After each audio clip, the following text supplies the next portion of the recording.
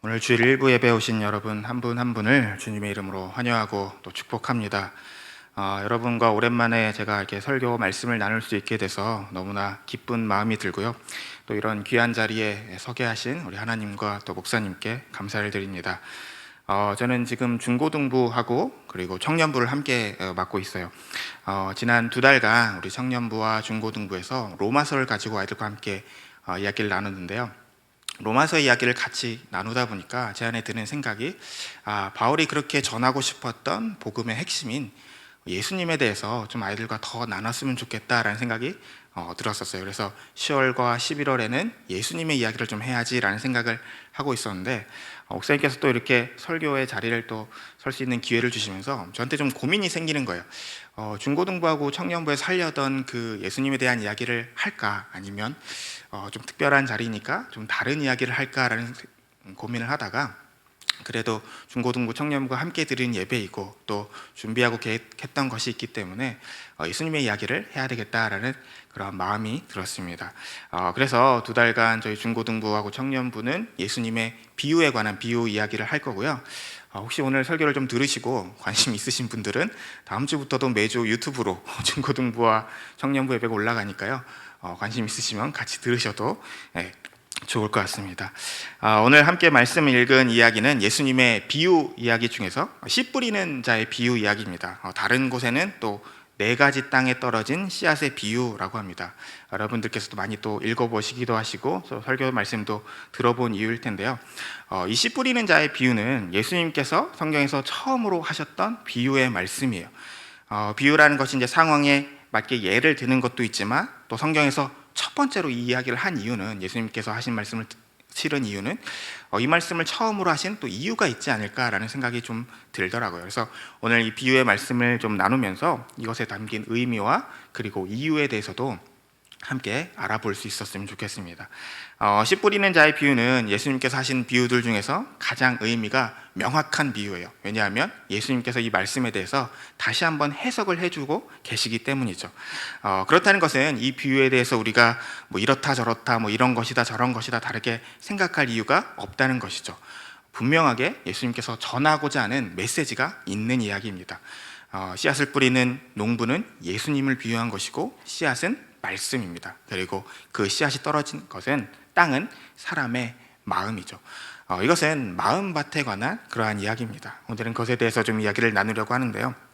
예수님께서 이렇게 말씀하셔요. 3절과 4절의 말씀을 보면 예수께서 비유로 여러 가지를 그들에게 말씀하여 이르시되, 씨를 뿌리는 자가 뿌리러 나가서 뿌릴새 덜어는 길가에 떨어짐에 새들이 와서 먹어버렸고, 첫 번째로 씨앗이 떨어진 곳은 길가입니다. 여러분 혹시 논과 밭의 차이를 아십니까? 논은 물을 대서 농사를 짓는 것이고, 밭은 그냥 흙에다가 농사를 짓는 것이죠. 논은 도랑을 파야 되기 때문에 논과 또 길가의 구분이 명확하게 구분이 되어져 있어요. 그런데 밭은 조금 헷갈릴 수도 있죠. 여기가 밭일 수도 있고 여기가 갈지 않으면 땅일 수도 있는지 잘 헷갈릴 수도 있습니다. 이스라엘은 농업이 주된 사업이었어요. 근데 대부분이 밀농사를 지었다고 하더라고요. 그러니까 오늘 말씀에 나오는 농부가 뿌리는 씨앗도 어쩌면 보리였을 것이고, 보리밭에 뿌려진 보리 이삭이었을 거라고 이렇게 추측이 돼요. 그러니까 농부가 뿌리는 씨앗이 그 밭에 잘 뿌려졌을 수도 있지만 옆에 있는 길가에도 떨어질 수가 있는 것이죠. 길가가 의미하는 그것이 무엇일까요? 길가는 딱딱한 땅입니다. 씨앗이 뿌리 내리기 힘들고 또 씨앗을 위한 땅도 아닌 것이죠. 말씀이 뿌리 내릴 수 없는, 뿌리 내리기 너무나 힘든 땅이 바로 길가입니다. 말씀이 뿌리 내릴 수 없는 2가지 이유가 있어요. 첫 번째는 땅이 딱딱하기 때문이기도 하고, 두 번째는 뿌리가 내리기 전에 새가 와서 그것을 먹어버리기 때문입니다. 땅이 딱딱하다고 해서 뿌리를 내리지 못하는 건 아니에요. 식물은 뿌리를 내리기 위해서 바위를 뚫기도 하잖아요. 길가는 그러한 시간을 기다려주지 않는 것이죠. 왜냐하면 새들이 있기 때문입니다. 마태복음 13장 19절에 보면 예수님께서 이것을 이렇게 해석해 주십니다. 아무나 천국 말씀을 듣고 깨닫지 못할 때에는 악한 자가 와서 그 마음에 뿌려진 것을 빼앗나니 이는 곧 길가에 뿌려진 자요. 마태복음에는 그 새들을 악한 자라고 이렇게 설명을 하고 있고, 동일한 본문을 얘기하고 있는 마가복음에는 이것을 사탄이라고 합니다. 누가복음에는 마귀라고 이야기를 하더라고요. 방해하는 것들이 무언가 있다는 것이죠. 우리의 주변에도 그런 사람들이 있어요. 아무리 복음을 전하려고 해도 복음이 들어가지 않는 그러한 사람들이 있는 것이죠. 마음이 딱딱한 사람들입니다. 하나님의 존재를 믿지 않는 사람들이고, 다르게 말하면 세상 사람들이라고 이야기할 수 있습니다. 이 사람들은 내 필요를 위해서만 사는 사람들이에요. 쾌락을 추구하고 또 너무나 분주하게 살아가기 때문에 하나님에 대해서 생각하고 고민해 볼 그러한 시간이나 겨를이 전혀 없는 것이죠. 내가 잘 되기 위해서 너무나 바쁘게 살고 또 나를 잘하기 위해서 열심히 사는 사람들입니다.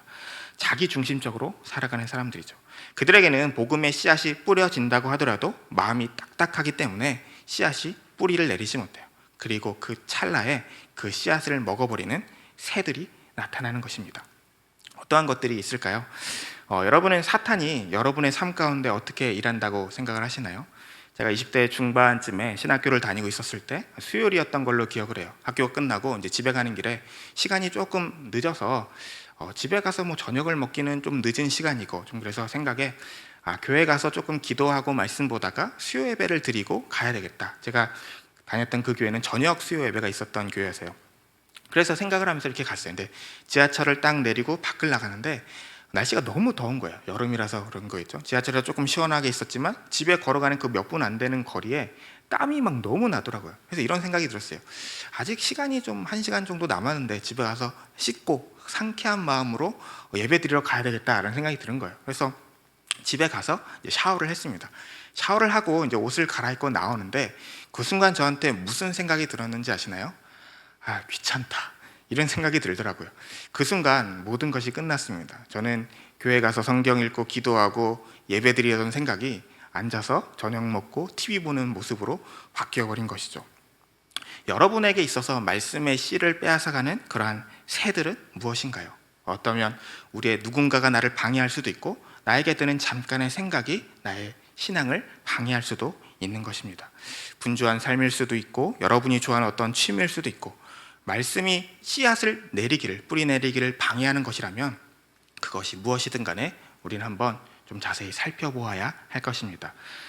씨앗이 떨어진 두 번째 땅은 돌밭입니다. 말씀 5절과 6절을 보면 덜어는 흙이 얕은 돌밭에 떨어짐에 흙이 깊지 아니하므로 곧 싹이 나오나 해가 돋은 후에 타서 뿌리가 없으므로 말랐고. 돌밭은 어떤 곳인가요? 흙이 있지만 밑에 돌이 있기 때문에 뿌리가 깊게 내리기가 힘듭니다.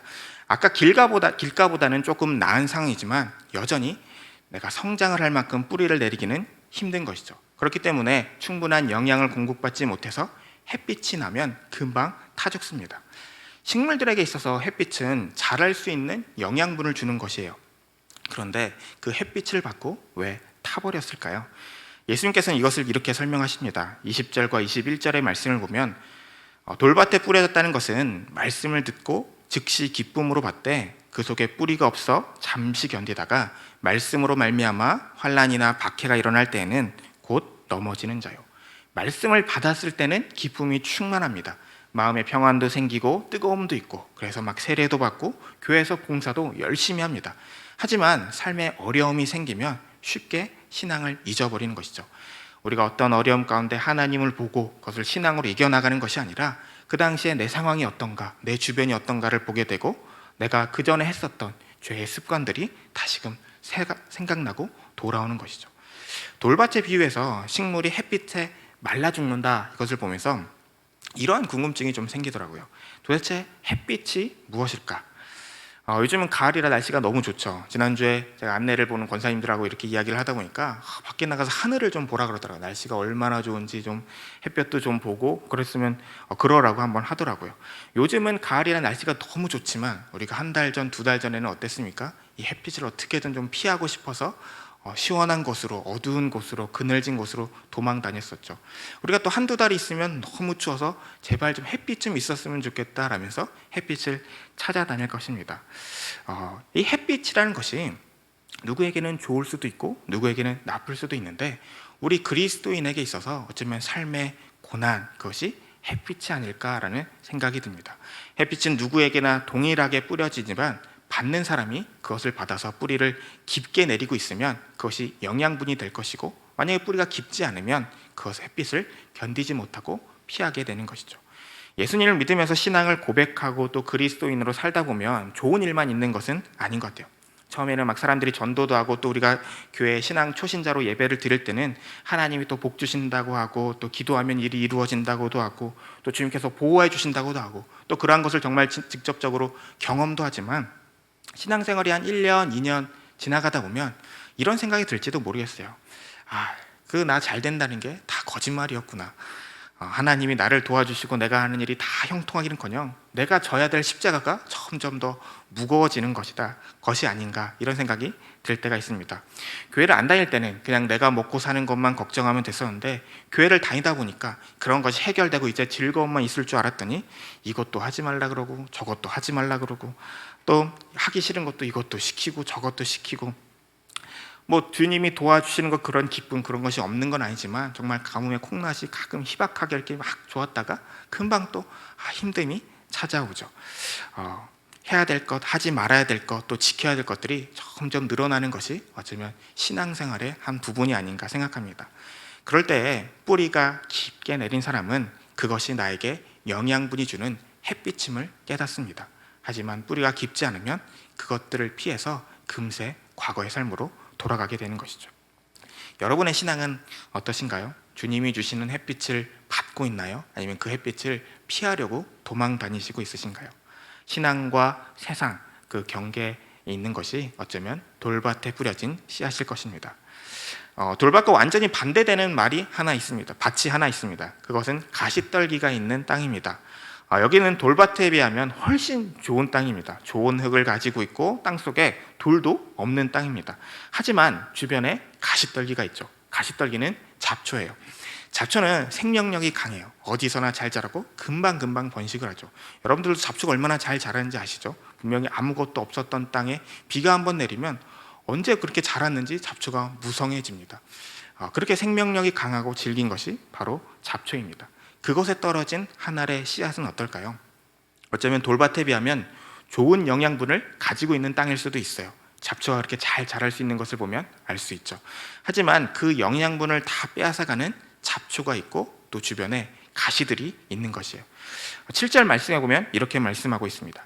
덜어는 가시떨기 위에 떨어짐에 가시가 자라서 기운을 먹었고, 가시떨기가 있는 곳에 떨어져서 그 잡초가 자랄 때 그 씨앗이 같이 자라는 거예요. 처음에는 같이 자랄 수 있죠. 하지만 시간이 지나면 잡초의 성장이 훨씬 빠릅니다. 말씀해 보면 기운을 막았다라고 이렇게 이야기를 하고 있죠. 먼저 자라서 햇빛을 막고 또 땅속의 영양분을 빼앗아 간 거예요. 이 기운을 막았다는 것이 다른 번역본에는 숨이 막혔다, 질식했다라고 이렇게 표현을 하고 있더라고요. 뿌리는 내렸지만 자랄 수 있는 영양분이 너무나 부족한 것이죠. 내 삶을, 내 숨을 올가매고 있는 것입니다. 그러한 가시떨기에 떨어진 씨앗의 신앙은 어떤가요? 교회는 다니고 있지만 매주 다니고 있지만 무기력한 사랑입니다. 예수님께서 이렇게 설명을 하고 계세요. 22절에 보면 가시떨기에 뿌려졌다는 것은 말씀을 들으나 세상의 염려와 재물의 유혹에 말씀이 막혀 결실하지 못하는 자요. 가시떨기에 떨어진 것이 무엇이죠? 결실하지 못하는 것입니다. 누가복음에 보면 이 말씀과 말씀 사이에 이런 구절이 있어요. 온전히 결실하지 못하는 자. 씨앗이 뿌려져서 자라면 결실을 해야 되는데 결실을 하지 못하거나 아니면 결실을 하더라도 그 열매가 온전하지 못한 상태인 것이죠. 이것은 자신이 해야 될 분량을 제대로 해내지 못하는 것입니다. 축구를 예로 들면 11명의 선수가 함께 드는 축구에서 각각의 위치에 맞게 자신의 역할들이 있고 자신이 해야 될 것이 있는데 그 역할을 못하는 것이죠. 왜 자신의 역할을 못할까요? 가시떨기가 막고 있기 때문입니다. 말씀을 듣고 뿌리 내리고 자라서 하나님의 한 사람으로, 신앙인으로 자라고 열매를 맺어야 되는데 가시떨기가 그렇게 하지 못하도록 막는 것이죠. 우리의 삶에서 이 가시떨기, 그것은 무엇이 있을까요? 말씀에 보면 22절에 첫 번째로 세상에 염려가 있다라고 말합니다. 세상을 살면서 염려가 없는 사람은 아무도 없어요. 요즘 제 또래인 30대와 그리고 저보다 좀 나이가 있는 40대들에 있어서 요즘 가장 걱정되는 건 몇 가지가 있죠. 결혼과 육아, 그리고 부동산, 주식, 이런 것들일 거예요. 이 코로나와 함께 요동치는 이 세계 정서 속에 도대체 어디에 장단을 맞춰야 되는 것인지, 어떻게 해야 내가 안정된 삶을 살 수 있는지 너무나 두려워하면서 살아가고 있어요. 누구의 말을 들어야 되는 것인지, 내가 지금 이 상황 가운데 약삭빠르게 대응을 해야 되는 것인지, 아니면 좀 진득하게 우직하게 좀 미래를 보며 기다려 봐야 되는 것인지 알 수가 없는 세상입니다. 이것이 뭐 요즘만 그랬겠어요? 예전에도 그랬고 아마 미래에도 또 똑같을 거예요.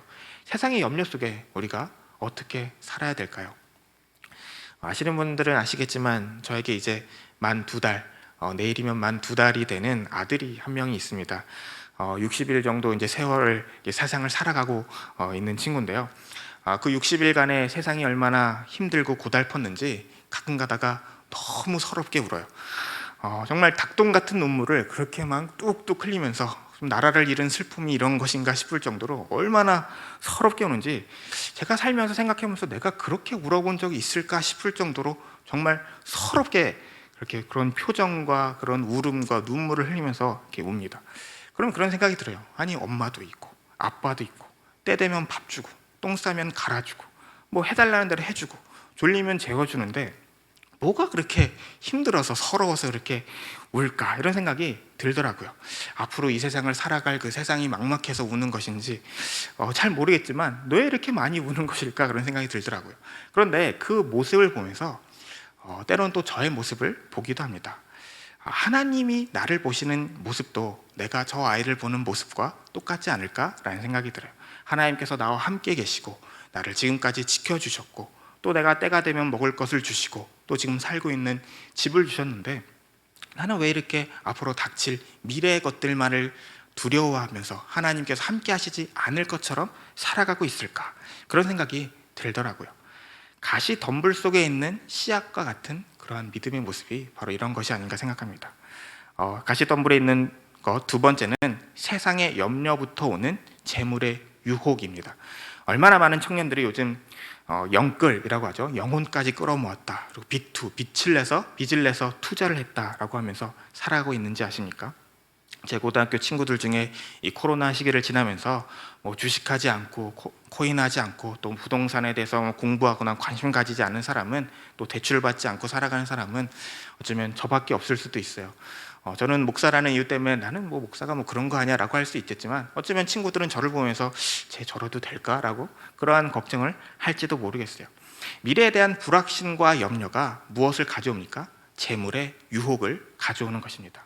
이런 것들이 우리에게 있어서 신앙의 성장을 막고 자라지 못하게 하는 것이죠. 자꾸만 세상을 보게 되고 나만 지금 미련하게 사는 것이 아닌가, 나만 뒤처져 있는 것이 아닌가, 내가 아무것도 하지 않으면, 요즘 나와 있는 신조어 중에 벼락거지라는 말이 있어요. 벼락부자의 반대말로 벼락거지, 아무것도 안 했는데 내가 거지가 됐다는 말이죠. 내가 벼락거지가 될 것 같은 그러한 염려 속에 정말 빠뜨리고 내 안에 욕망을 심어넣고 있는 것입니다.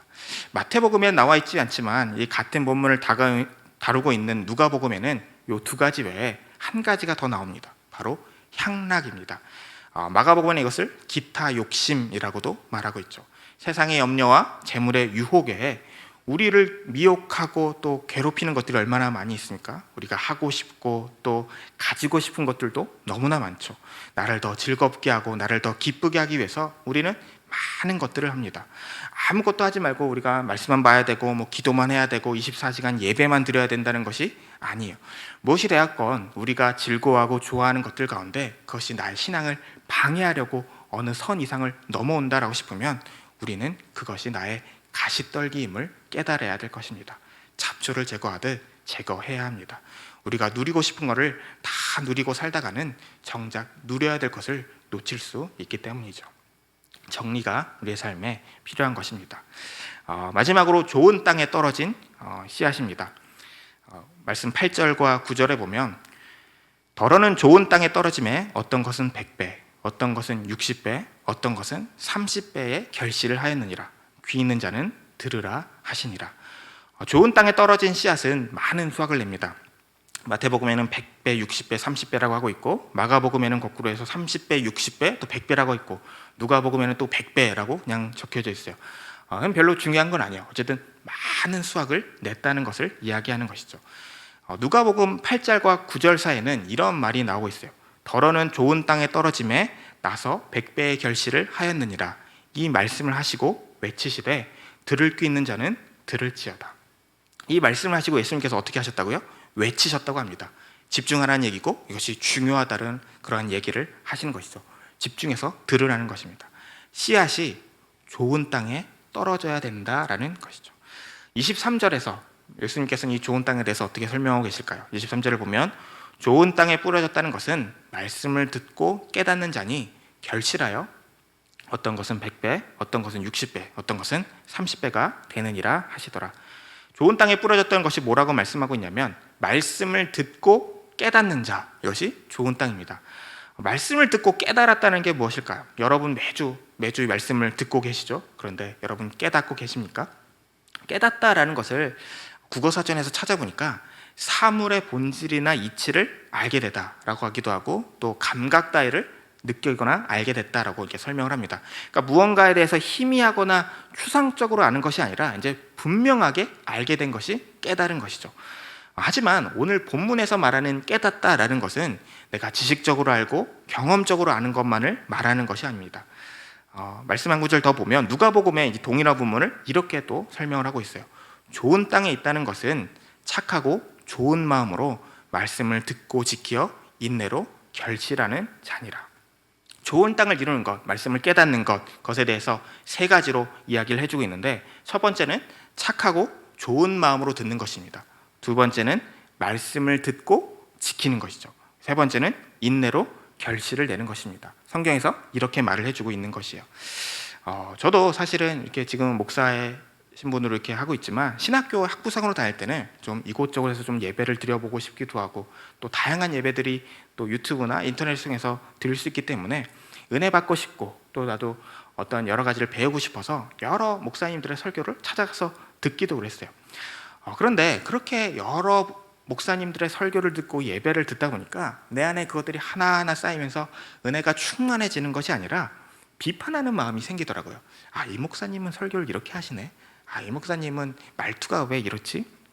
이분은 왜 이렇게 설교가 길까? 이런 생각들이 저희 마음속에 들더라고요. 하지만 이것이 깨진 계기가 있습니다. 제가 처음으로 설교를 하게 되고 또 설교를 준비하면서 내가 비판했던 그 수많은 목사님들이 얼마나 훌륭하시고 그 단어 하나하나에 얼마나 깊은 것이 담겨 있는지를 제가 준비해보면서 이제 깨닫게 되더라고요. 그 다음부터는 전혀 그런 생각하지 않습니다. 제 마음속에 그렇게 생각이 들 때라도 너는 뭐 얼마나 잘났냐, 네가 하면 저거 반이라도 할 수 있냐, 이런 생각을 하면서 제가 모든 목사님들의 설교와 또 어떤 예배든지 간에 감사하고 또 집중하라는 마음으로 들으려고 하고 있죠. 제가 저한테 있어서 겸손해지는 그런 생각이 된 거라고요. 말씀에 대해서 열린 마음이 있어야 된다는 거예요. 말씀을 듣고 판단하는 것이 아니라 말씀을 듣고 우리가 귀하게 생각해야 되는 것이죠. 내 선입견이나 내 지식이나 내 판단으로 고집 부리는 것이 아니라 말씀을 그대로 우리가 흡수하고 받아들이는 것입니다. 요즘은 여러분들도 너무 좋은 설교들을 많이 들을 수 있죠. 은혜롭고 좋은 설교들 유튜브에 조금만 검색하면 여러 설교들이 나오고 원하는 본문을 찾아서 들을 수도 있어요. 그리고 외국에 있는 유명하신 목사님들의 설교를 들을 수도 있고 심지어는 돌아가신 분들의 설교도 얼마나 잘 깨끗하게 올라와 있는지 알 수 없습니다. 우리가 그런 것들을 많은 설교를 듣고 하다 보면 우리 마음 가운데서도 그런 마음이 들 수 있어요. 오늘은 설교가 너무 길다, 좀 지루하네, 이런 생각들이 들 수도 있어요. 하지만 여러분, 제가 오늘 말씀을 보면서 한 가지 느낀 것이 있는데 설교가 길다고 여러분 불평해서는 안 됩니다. 오늘 말씀 예수님께서 3절부터 9절까지 6절의 말씀을 그 사람들에게 설교를 했는데 제자들에게 그것을 다시금 해석해 주기 위해서 2배가 넘는 14절이 걸렸습니다. 그리고 그것을 끝나지 않고 계속해서 말씀하셔서 13장이 끝날 때까지 계속해서 말씀하시더라고요. 이것을 들으면서 우리가 예수님 왜 이렇게 오늘 설교가 길지? 예수님 오늘 좀 지루하네, 이렇게 생각하시겠나요? 그렇지 않겠죠. 예수님께서 우리에게 들려주고 싶은 말씀들이 너무나 많겠구나라고 느끼겠죠. 우리도 그러한 마음으로 예배를 드려야 됩니다. 순종하고 감사하는 마음으로 듣고 만약에 설교가 길어져서 내 마음 가운데 또 그런 악의 뿌리가 솟아나려고 하면 오늘 목사님께서 사랑이 넘치시는 날이구나, 우리에게 들려주고 싶은 은혜가 넘치는 날이구나 라고 생각하면서 더욱더 은혜로 집중해야 할 것입니다.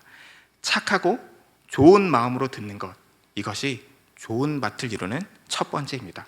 두 번째는 그 말씀을 가지고 듣고 지켜야 합니다. 여기서 지킨다라는 거는 내가 그 말씀대로 행하라는 것이 아니라 보호하라는 것이에요. 내가 그 말씀을 보호해야 되는 겁니다. 말씀이 위협받지 않도록 우리가 보호해야 되는 것이죠. 사탄은 말씀을 받지 못하도록 방해합니다. 또는 말씀을 받았다고 하더라도 그 말씀을 뺏으려고 노력을 해요. 길가에 떨어진 씨앗도 새들이 와서 금방 먹어가는 것처럼 그렇습니다. 이야기를 여러 부부들, 특히 좀 젊으신 부부들의 말씀을 들어보면 주일 아침에 이제 교회 예배 드리러 오는 그 차 안에서 가장 많은 부부 싸움을 한다고 하더라고요. 그러면서 교회 다 와서 우리가 이런 마음으로 무슨 예배를 드리냐 그러면서 다시 집으로 돌아가는 그러한 가정도 있다고 하더라고요. 사탄은 우리에게 말씀이 뿌리내지 못하도록, 말씀을 받지 못하도록 여러 가지 방면으로 방해를 해요. 어디에 무슨 말씀회가 있고 집회가 있으면 그걸 가려고 하면 꼭 무슨 일이 생겨서 그것을 못 가게 막는 것도 사탄입니다. 예수님께도 사탄이 나타나셨어요. 예수님께서 40일간의 금식을 한 이후에 사탄이 찾아왔어요. 예수님을 미혹하기 위해서였죠. 예수님에게도 말씀을 빼앗기 위해서 찾아간 사탄이 우리에게도 나타나지 않을 거라는 그런 보장은 없는 것이죠.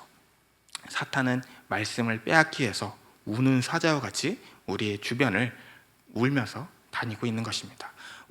우리에게 뿌려진 그 말씀의 씨앗, 그 말씀을 지키기 위해서 우리도 부단히 노력해야 하는 것입니다. 셋째로, 좋은 결실을 내기 위해서 인내가 필요합니다. 열매가 씨앗을 심자마자 맺어지는 것이 아니죠. 시간을 갖고 기다려야 됩니다.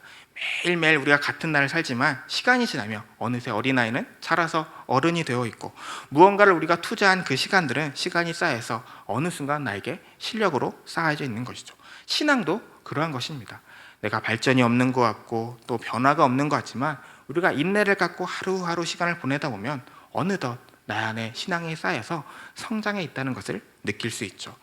혹시 우리가 누군가를 전도하기 위해서 씨앗을 뿌렸다면 그때는 더더욱 인내를 가져야 됩니다. 그 씨앗을 내가 꼭 거두어야 되겠다라는 것이 아니라 누군가 거둘 수도 있기 때문에 우리는 그 씨앗을 뿌리면서 인내하고 그 사람이 하나님을 알고 복음이 뿌리내릴 수 있도록 계속해서 기도하고 도와야 하는 것이죠. 믿음이 생기고 또 그 믿음이 자라서 새로운 열매를 맺기까지 우리는 계속해서 인내하고 기다리고 뿌려야 되는 것입니다. 이것이 100배, 60배, 그리고 30배의 결실을 맺는 좋은 밭의 모습입니다. 우리 안에 말씀이 계속해서 들어와야 되고 또 그 말씀을 겸손하고 좋은 마음으로 우리가 받아들여야 된다는 것이죠. 어떤 특별한 능력이 필요한 것이 아니에요. 그냥 우리에게 열린 마음을 갖고 우리가 좋은 태도로 예배를 드리고 참여하고 말씀을 순종하기만 하면 되는 것입니다. 그것이 우리의 모습을 바꾸고 삶을 바꾸는 것입니다.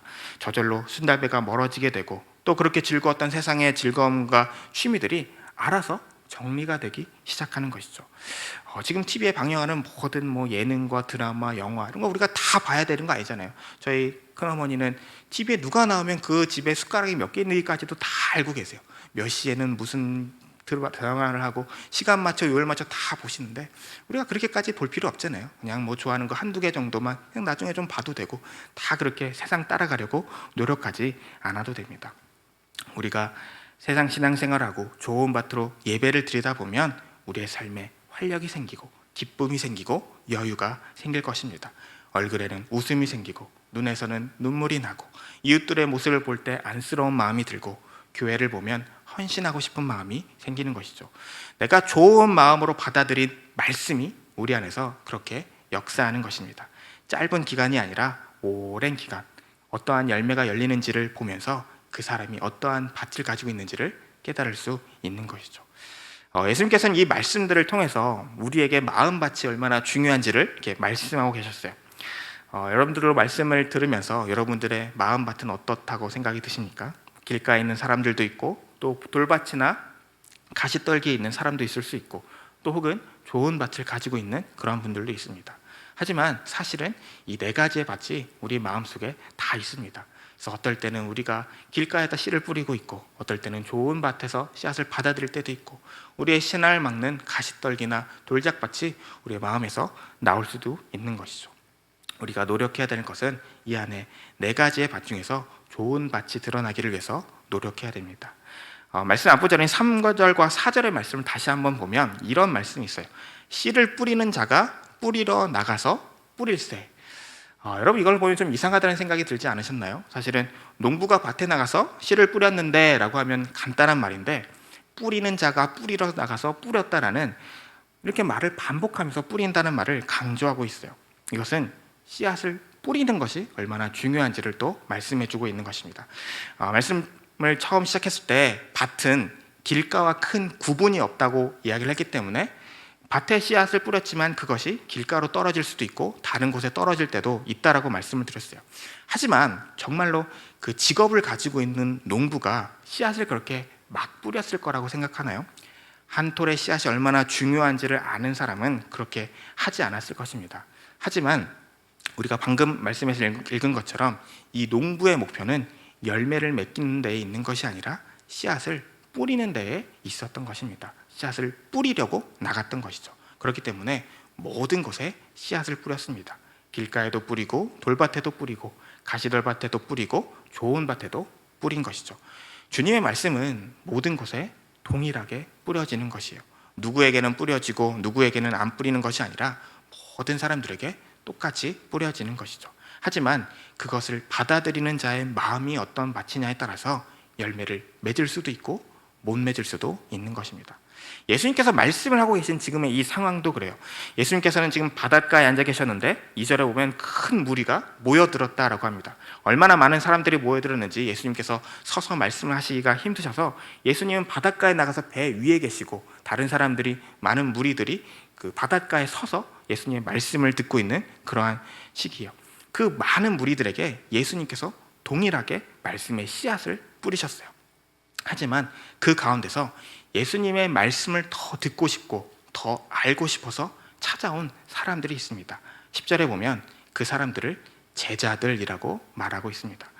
예수님의 말씀이 뿌리 내려지기를 원하는 사람들, 좋은 밭을 가진 사람, 이 사람들을 제자라고 하는 것입니다. 여러분은 예수님의 제자이신가요?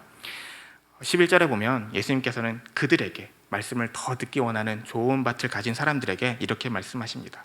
천국의 비밀을 아는 것이 너희에게는 허락되었으나 그들에게는 아니 되었나니. 좋은 밭을 가진 자들에게만 천국이 허락된 것입니다. 말씀을 받도록 마음이 열려있고 순종하며 지키면서 사는 것, 그것이 들을 귀 있는 자의 모습인 것이죠. 여러분은 들을 귀가 있으신가요? 예수님의 제자라고 당당하게 말할 수 있으신가요? 우리의 마음밭이 예수님의 말씀이 뿌려져서 열매를 맺을 수 있도록 열려야 할 것입니다. 주님 앞에 들을 귀를 가지고 또 한 주가 또 하루하루 이 세상 가운데 제자의 모습으로 살아가는 여러분 한 사람 한 사람이 되시기를 주님의 이름으로 축원합니다. 기도하겠습니다. 하나님 아버지 감사합니다. 오늘 예배 가운데 또 주님의 마음을 알게 하시고 우리에게 하시는 말씀을 듣게 하심에 감사드립니다. 하나님, 우리에게 정말 다양하고 여러 가지 밭들이 있지만 그 가운데 어떠한 밭을 가꿔야 되는지, 무엇에 집중해야 되는지를 이 시간 다시 한번 깨닫습니다. 하나님, 우리의 삶을 주관하여 주시옵고 주님의 말씀을 들으며 내 마음밭이 그것에 순종하며 살아가며 하루하루 들을 귀가 열린 자로 하나님 앞에 제자로서 나아가며 뿌리 내리기 위해 열심을 다하고 인내하는 그런 우리의 모습이 될 수 있도록 아버지 인내하여 인도하여 주시옵소서. 하나님, 우리의 삶을 하루하루 붙잡아 주시고 또 우리를 인도하시고 또 우리를 강건하게 하사 우리에게 다가오는 우리의 씨앗을 뺏어먹는 새들을 쫓아내 주시고 우리의 말씀이 뿌리 내릴 수 있도록 우리 하나님께서 도와주시고 서로가 도울 수 있는 우리 교회의 모습이 또 성도의 자세가 될 수 있도록 아버지 함께하여 주시옵소서. 감사합니다. 예수님의 이름으로 기도드렸습니다. 아멘.